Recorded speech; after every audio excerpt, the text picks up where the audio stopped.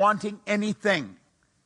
Everything we want is already here, as you're going to find, and it's simply a matter of getting it, of becoming aware of its presence. Now, the main thing is to keep the main thing the main thing.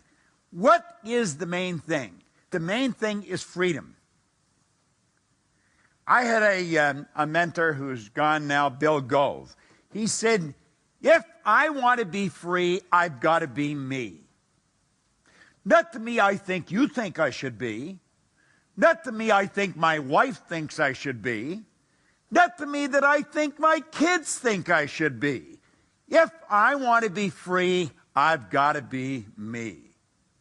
Now, I better know who me is.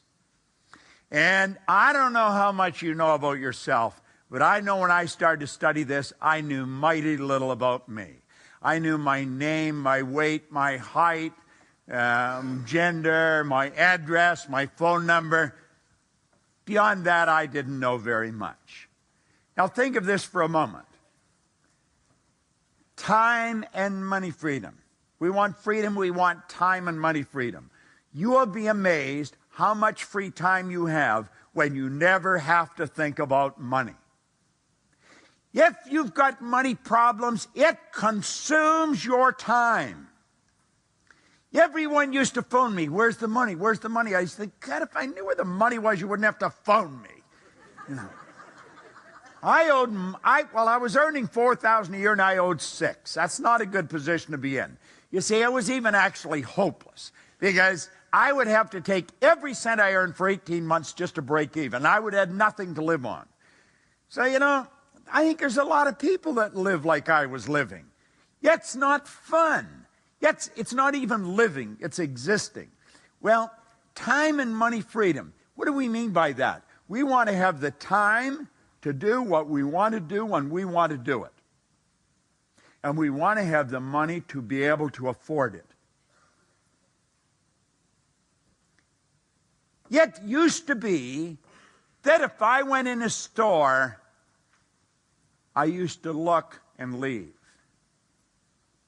I like to be able to walk in and if I see something I want to get it. And the price tag should be the last thing you look at. Yet you should never dicker around for price. Whatever they ask, give it to them.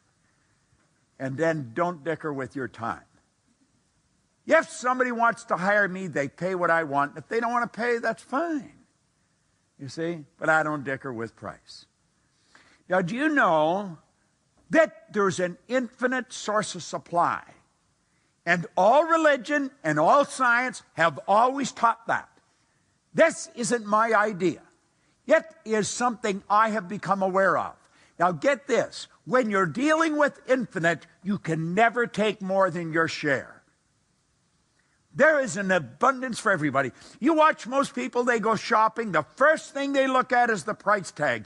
They're not getting what they want at all. They're getting what they think they can afford. Little do they know they could buy the whole store. Somebody did. This is important we get this straight. Now, I want you to think of this for a moment. Our world is changing. It is changing so dramatically and so rapidly that it's almost ridiculous. You know, it wasn't too long ago that I did a seminar right here in town, right here in Melbourne.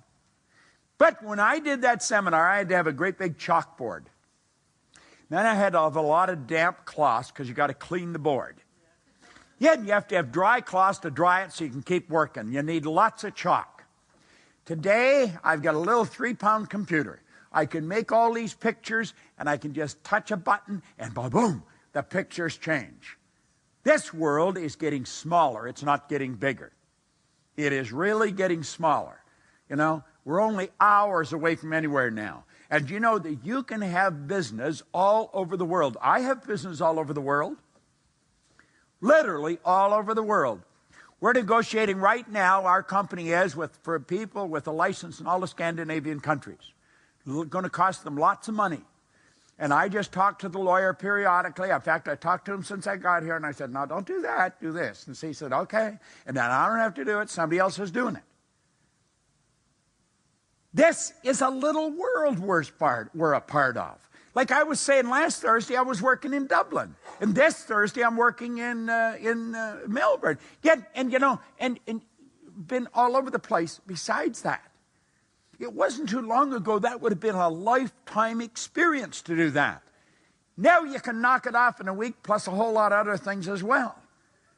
This world is really getting smaller. The chip has changed our whole life. You know, in 1970, that's before some of you were even here, I was on a program in Chicago with Eric Hoffer. Mark Twain one time said, if I had more time, I'd write you a shorter letter. He must have had a lot of time, Hoffer did, because he wrote a little book called The True Believer. That's a classic. But on this program in 1970, the Human Resource Congress, he said, in times of change, the learners will inherit the earth. I took that to be metaphoric for that you'll be happy, healthy, and prosperous.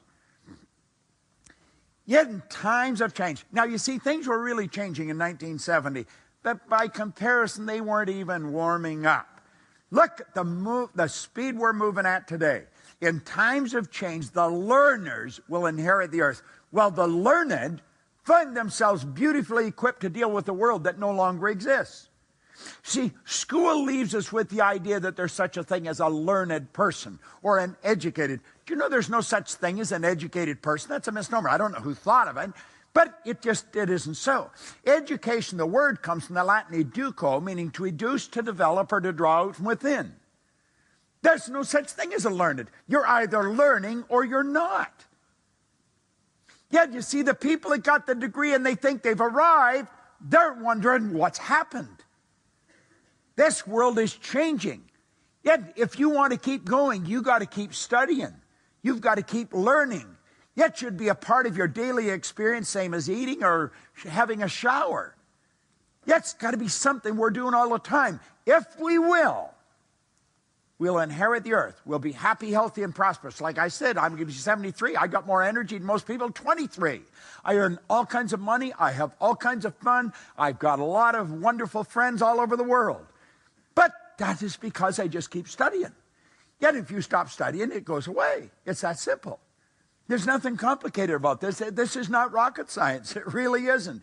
This chip has changed our whole world. Yet it's changed it like night and day. Now, I know there has to be at least one or two of you in the room that has never studied what we're going to be talking about. You want to thank God that you're here. See, I happen to believe you're always in the right place for the right reason at the right time. This is the most powerful stuff that you're ever going to lay your hands on. It's like I said, I've got license to brag about it because none of it's mine. But I'm going to tell you something, over 45 years, even if you're 6 feet short, you're going to pick up something if you study the same thing. And I've been studying this a long time. Now, I like the way Bill Gates put it. He said, one thing is clear. We do not have the option of turning away from the future. No one gets to vote on whether technology is going to change our lives. This isn't a democratic concept. This is the deal. And you're either a part of it or you're not. You see, this deal is strictly between you and yourself. No one else is involved. I was talking to a man out at the front, and he was talking about this, and he was explaining how there's a problem in his family. And I said, listen, that's not your problem. I said, your problem is with you. I said, Pogo said, we have seen the enemy, and they are us. That's the deal. It's never anybody else. If you have a problem, the person you should be having a consultation with is always available. That's a good thing to remember. All right? Me. Just mea culpa. It's me. It's my problem. Nobody else's. The deal is strictly between you and yourself. Now think of this. How many would agree that financial success has a lot to do with being in the right place at the right time? How many would agree with that? Now, wait a minute. How many can raise their arm above their shoulder? Let me see if you can get your arm in the air. You know, some people, when their heart stops beating, it's going to be a formality. They just sort of sit, you know. Let's take another run at it. How many can get both arms in the air? David, get their wallets. We got them where we want. All right. Now, let's take another look at this. How many agree